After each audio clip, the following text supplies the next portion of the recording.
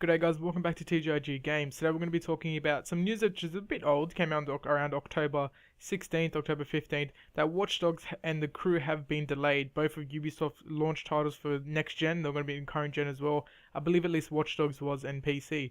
They're basically flagship games other than Assassin's Creed, but they've both been delayed until next year, to around April and June. They said that is to fix and make sure it's much more powerful and works and refine it for the next gen. It's kind of a weird move to see from my point of view, since it would have been better for them to be a launch title for next gen. But maybe they are going to fix it up. I'm not sure how far behind it really was, but it seems like a massive game and that they're going to put more work into it.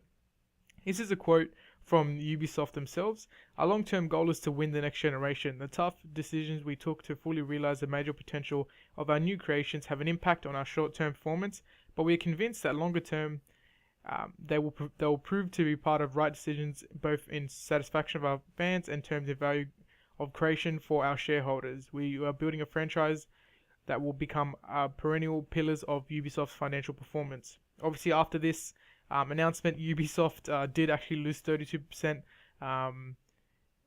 The shares fell 32%, which is a pretty steep drop. They also announced that Splinter Cell Blacklist and Rayman Legends didn't sell what they expected, and they sold around 6 million copies.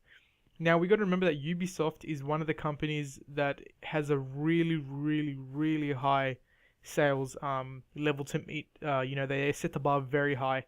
If you haven't seen the promotion for Black Flag, it looks like they do put a lot of money into their games. I mean, they've had live action videos, they have things everywhere for Black Flag, and they set the bar very high, and many of the games never hit their own expectations, but they sell well.